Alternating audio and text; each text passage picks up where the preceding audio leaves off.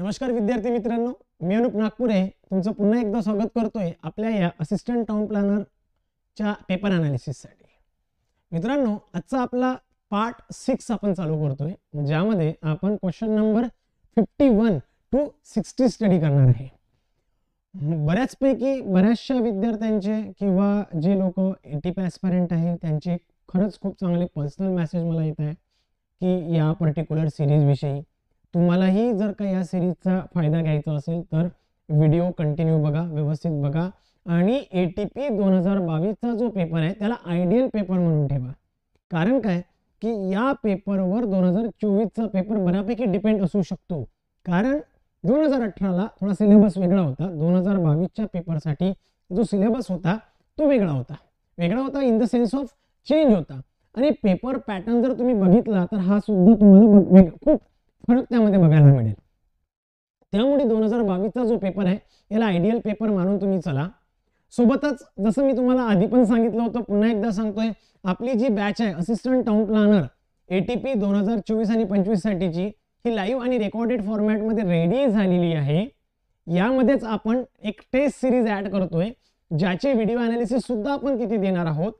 Taste series ही topic wise असणार आहे, प्रत्येक टॉपिक वर पार्ट वाइज त्यावर टेस्ट टाकलेला जाणार आहे।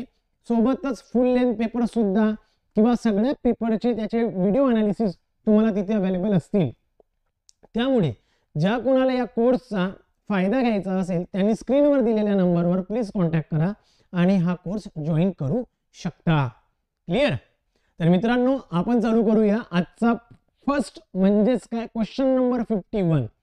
क्वेश्चन नंबर 51 जर का तुम्ही बघितला तर तुम्हाला यामध्ये लक्षात येईल की हा थोडा वेगळा क्वेश्चन होता।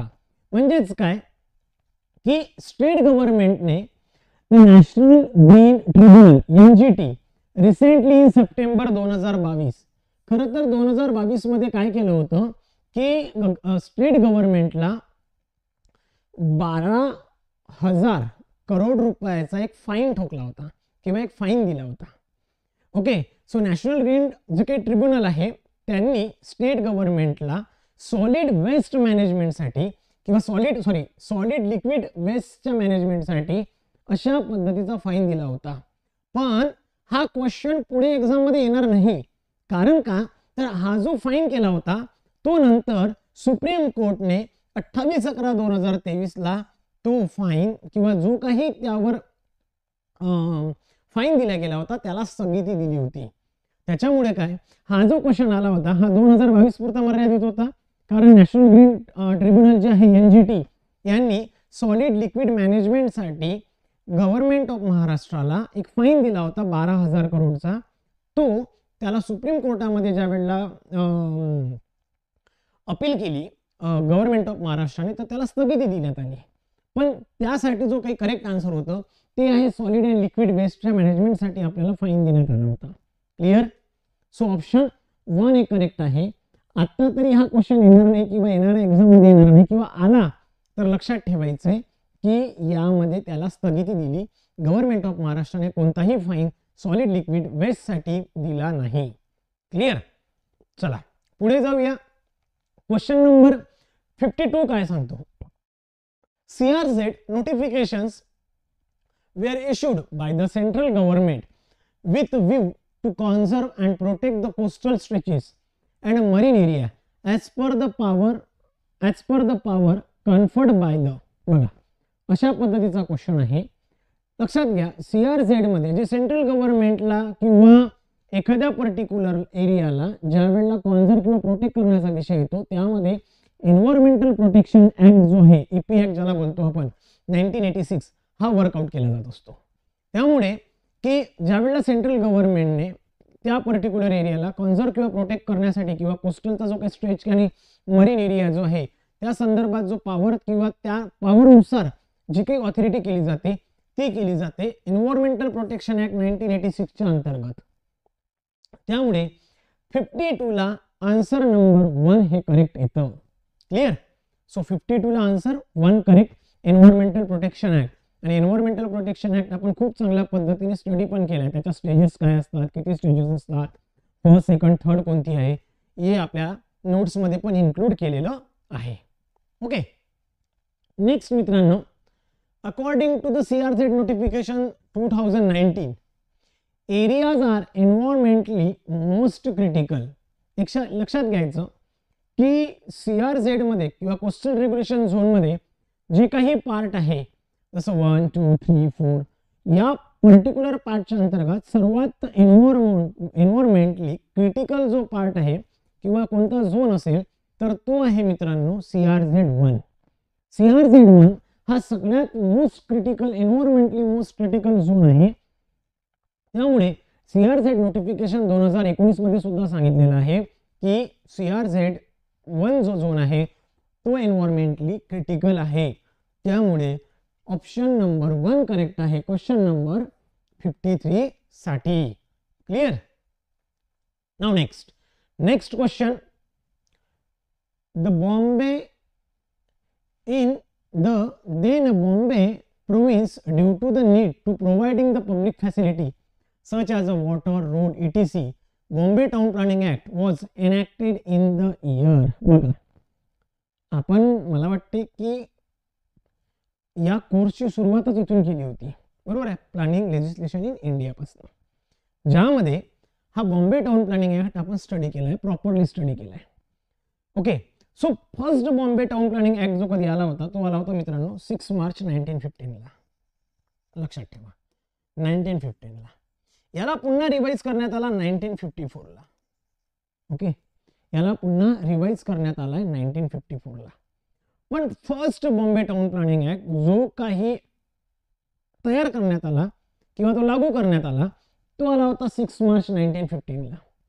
म्हणजे ऑब्व्हियसली इयर इथं दिलेला आहे, इयर इथं दिला आहे, म्हणजेच 1915 हे करेक्ट ऑप्शन असायला पाहिजे. क्लियर. आणि 54 ला, क्वेश्चन नंबर 54 ला ऑप्शन नंबर 3 हा करेक्ट येतोय. एकदम सिंपल क्वेश्चन आहे, इझी आहे. क्लियर. त्यानंतर नेक्स्ट क्वेश्चन आहे मित्रांनो 55. क्वेश्चन नंबर 55 काय सांगतो, as per the section 4 of 1 of Maharashtra regional and town planning act. आता 4 ऑफ 1 म्हणजे MRTP ऍक्टचा रिजनल प्लॅन मध्ये आपण स्टडी करतो, बरोबर आहे. हा कोणाच्या संदर्भात आहे, रिजनल प्लॅनच्या संदर्भात आहे, कारण की सेक्शन नंबर 3 to 20 हा RP साठी आहे. या अंतर्गत for a purpose of planning the development and use of land in the region the state government shall by the notification in the official gazette constitute. Section number 4 जो आहे तो आहे constitution of regional planning बोर्डच्या संदर्भात, बरोबर आहे. आणि जर का तुम्ही इथे बघितलं ना तर तुम्हाला माहिती आहे सेक्शन नंबर 4 कोणाच्या संदर्भात आहे, तर रिजनल प्लॅनिंगच्या संदर्भात. इथे रिजनल प्लॅनच्या संदर्भात मिनिस्ट्री ऑफ प्लॅनिंग पण नाही, म्युनिसिपल प्लॅनिंग ऑफिसर्स पण नाही आणि department of regulation for planning पण नाही. म्हणजे एकच उरतं, ते म्हणजे regional planning board, RPB. So RPB जी आहे ती सेक्शन नंबर 4 च्या अंतर्गत कॉन्स्टिट्यूट केली जाते MRTP ऍक्ट मध्ये, आणि याचा करेक्ट आन्सर आहे रिजनल प्लॅनिंग बोर्ड. म्हणून 55 ला हा 1 करेक्ट आहे मित्रांनो. एकदम सिंपल क्वेश्चन्स आहे आजच्या पेपरचे किंवा आजच्या व्हिडिओचे. खूप प्रॉपरली तुम्ही फक्त डीप जर का जाऊन वाचन केलं किंवा प्रॉपर समजून घेतलं तर इझिली होऊ शकतात. क्लियर. त्यानंतर next chapter number 15 of the Maharashtra municipal corporation act 1949 provides for. आता अशा केसमध्ये चॅप्टर नंबर पण लक्षात ठेवावं लागते का, तर अशामध्ये बऱ्याचशा तुम्हाला काही वेळेला बाउन्सर टाकल्यासारखे होतात की चॅप्टर नंबर काय असतो किंवा कसा लक्षात ठेवायला पाहिजे. तर हे प्रत्येक वेळेला आपल्याला एक बाउन्सर आहे किंवा ही एका पद्धतीची गुगली आहे तुमच्यासमोर, ज्याला तुम्हाला प्रॉपरली टॅकल करावं लागेल. सो लक्षात ठेवायचं आहे या पर्टिक्युलर क्वेश्चनसाठी की चॅप्टर नंबर 15 जो आहे तो आहे बिल्डिंग रेग्युलेशनसाठी, इरेक्शन ऑफ बिल्डिंग रेग्युलेशन किंवा notice regarding the erection of building.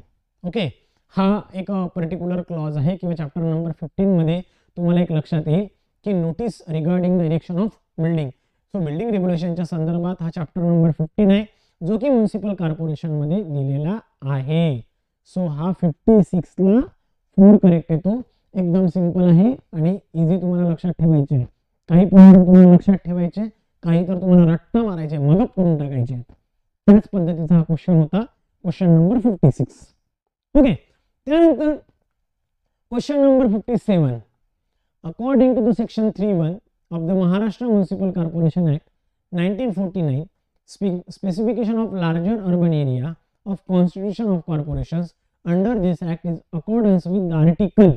बघा, ज्यांनी माझा 73rd 74th व्हिडिओ बघितला असेल, ज्यांनी माझा 74th 73rd आणि 74th कॉन्स्टिट्यूशनल अमेंडमेंट ऍक्टचा व्हिडिओ बघितला असेल, त्यामध्ये मी क्लिअर सांगितलेलं आहे आणि या संदर्भात मी तिथे बोललो पण होतो. ओके, ज्यांच्याकडे हा व्हिडिओ नसेल त्यांनी डिस्क्रिप्शन मध्ये जाऊन बघावं.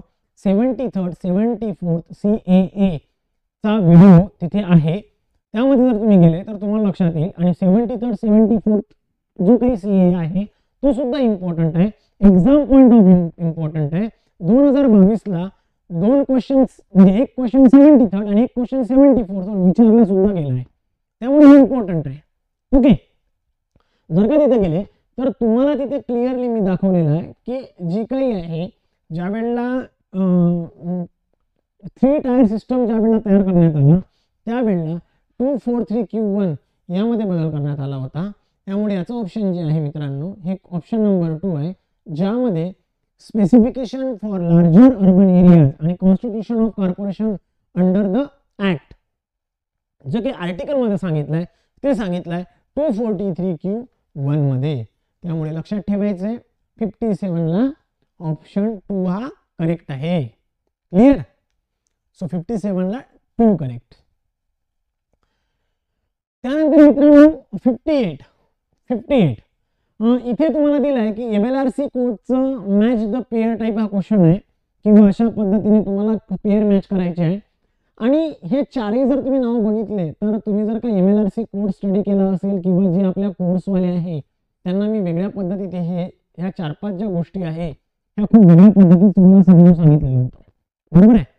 किंवा नोट्समध्ये सुद्धा ह्या गोष्टी तुम्हाला ऍड करून दिलेल्या आहेत आणि प्रॉपर पद्धतीने दिलेल्या आहे, बरोबर. सो त्यामुळे त्याचे सेक्शन नंबर ह्या ज्या काही ऑड इव्हन गोष्टी आहे, ज्या ऑड आहे त्या तुम्हाला व्यवस्थित लक्षात ठेवावं लागेल. आणि कोणत्या लक्षात ठेवायचे MLRCच्या केसमध्ये ते सुद्धा तुम्हाला समजून सांगितलेलं होतं. ओके, सो सेक्शन नंबर 148 जो आहे तो आहे मित्रांनो, म्हणजे सेक्शन नंबर 148 जो आहे तो आहे रेकॉर्ड ऑफ राईट्सच्या संदर्भात. ओके, सेक्शन नंबर 148 आहे तो आहे रेकॉर्ड्स ऑफ राईटच्या संदर्भात, म्हणजे रेकॉर्ड्स ऑफ राईट्स काय आहे ते तुम्हाला लक्षात येईल. त्यानंतर सेक्शन नंबर 156 जो आहे तो आहे लँड रेकॉर्डच्या संदर्भात. लँड रेकॉर्डच्या संदर्भात म्हणजे A ला 3 B ला 4. आता हे तुम्हाला चेक करायचंय, A ला 3 हे 2 आहे आणि B ला 4 हा 1 आहे. ओके, त्यानंतर 61 जो आहे तो आहे निस्तार पत्रकसाठी आणि 65 जो आहे तो आहे वाजिब अर्जसाठी. त्यामुळे हा जो ऑप्शन आहे ऑप्शन 2 हा करेक्ट येतो. या संदर्भात MLRC कोडमध्ये जे काही सेक्शन्स तुम्हाला सांगितले आहे किंवा जेवढे सेक्शन्स तुम्हाला करून दिलेले आहेत मी ते प्रॉपरली करा, व्यवस्थित करा, जेणेकरून तुम्हाला या एक्झाममध्ये किंवा येणार एक्झाममध्ये त्याचा फायदा 100% होणार आहे. ओके, चला 58 ला ऑप्शन 2 करेक्ट येतो. सेक्शन तुम्ही लक्षात ठेवा, इम्पॉर्टंट आहे.